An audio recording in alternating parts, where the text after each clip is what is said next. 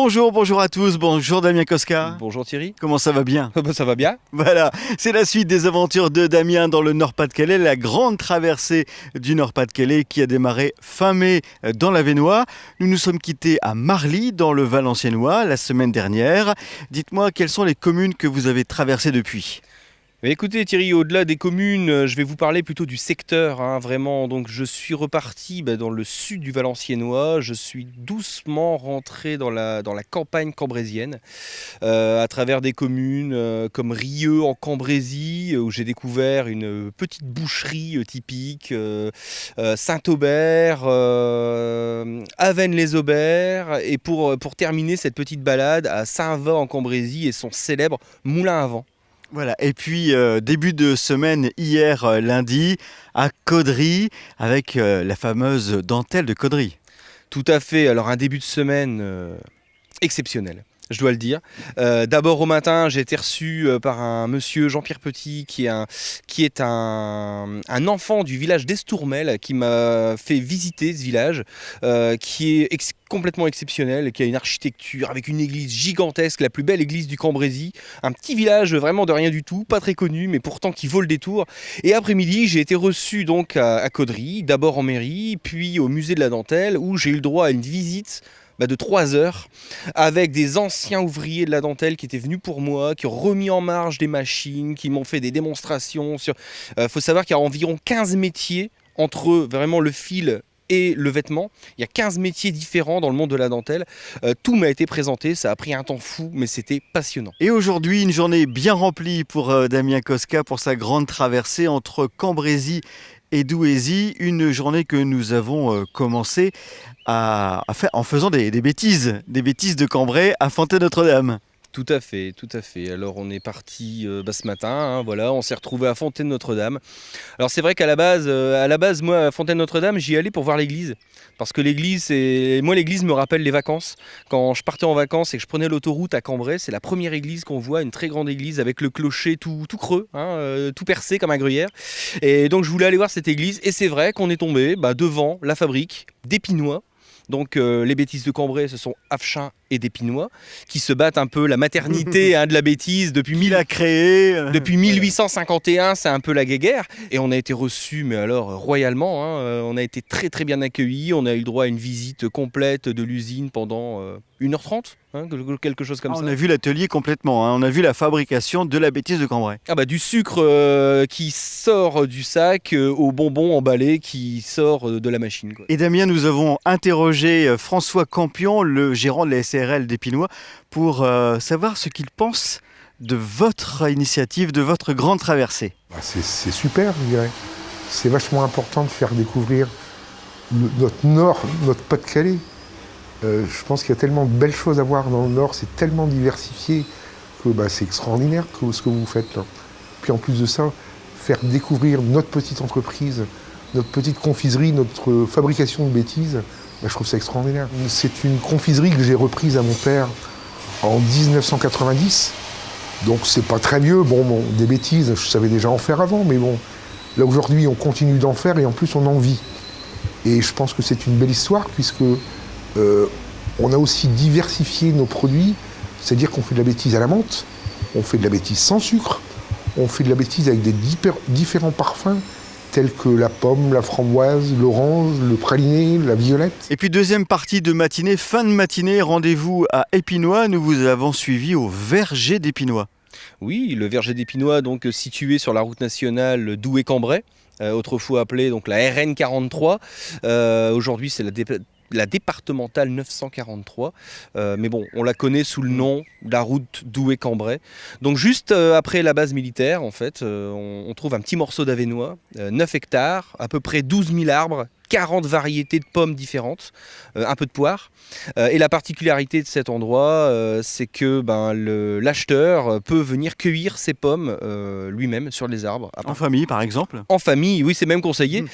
Déguster sur place les pommes et les produits dérivés aussi, à partir du mois de septembre. Et nous avons croisé là-bas le propriétaire des lieux.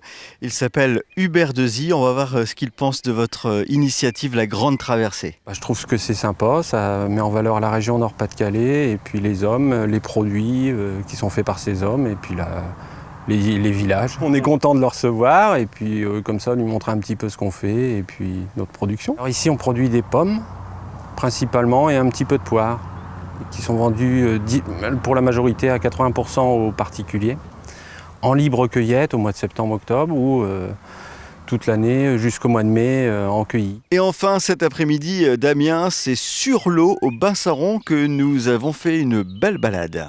Tout à fait. Alors le bassin rond, pour vous le situer, est à cheval sur 3 communes, Paillencourt, Étreins et Bouchain. Donc là, nous sommes vraiment au milieu d'un triangle, Valenciennes, Cambrai, Douai. Voilà, ça marque vraiment mon avancée vers le Douaisis. Nous avons été très gentiment accueillis donc, sur le port de plaisance du bassin rond, où nous sommes partis même à 3 bateaux, complètement en convoi, sur le bassin rond. Et nous avons rejoint le canal de la Sensée. On a croisé des promeneurs, des cyclistes, des chevaux aussi. Des chevaux, on est passé près des enfants de la base nautique qui faisaient du bateau et pour aller jusqu'à l'écluse, cette fameuse écluse qui marque en fait l'entrée, le début, le début du canal de la Sensée. Et au cours de notre balade, nous avons rencontré, Damien, quelques personnalités dont le maire de Bouchain, Jacques-Pierre Bols. Oui, alors avant toute chose, nous avions à notre bord un journaliste de La Voix du Nord qui était venu à notre rencontre, qu'on a un peu accaparé pendant 45 minutes le temps de la balade. Et c'est vrai qu'à notre retour sur le quai, je vois un monsieur sur le quai qui nous regarde et je vais à sa rencontre et c'était Monsieur Bols, le maire de Bouchain. Tiens, on va voir ce qu'il pense de vous et il va aussi nous parler bien sûr du bassin rond. C'est une excellente initiative. Je remercie donc Damien Kostka de nous rendre visite aujourd'hui. C'est un peu improvisé, mais c'est une excellente initiative parce que notre Nord-Pas-de-Calais a beaucoup de poumons verts, dont le bassin rond. Et j'apprécie fortement cette visite qui est très importante pour nous. Vous tombez une journée où nous sommes justement en train de valoriser ce bassin rond. Le Bassaron fait partie intégrante de 3 communes, Bouchain, Étreins, Paillencourt, et est situé sur 3 intercommunalités. C'est donc un poumon vert très intéressant qui ne demande qu'à être développé et c'est avec grand plaisir que nous vous accueillons aujourd'hui. Et nous avons aussi rencontré Guillaume Osiadax, le directeur du CDPA Bassin-Rond. Lui aussi nous parle de la Grande Traversée, votre belle initiative. C'est extraordinaire qu'il y ait quelqu'un qui puisse promouvoir la région, les endroits sympathiques à découvrir qui ne sont pas tellement mis en valeur ailleurs. Et on est ravis de l'accueillir aujourd'hui. On est ici au centre départemental de plein air du Bassin-Rond où on essaye de faire la promotion au maximum des activités de plein air.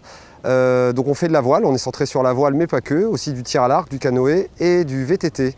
Et ça fonctionne toute l'année, de février à décembre, avec des groupes, des scolaires, des centres aérés, des particuliers, les stages d'été, toutes les activités possibles et imaginables en famille ou en solo. Fin de notre découverte du Bassin-Rond, pas sous la neige, c'est le sol qui est en train de pleurer sur nous.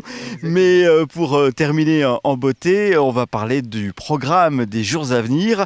Quelles sont les communes que vous allez traverser cette semaine ? Alors la Grande Traversée est loin d'être finie.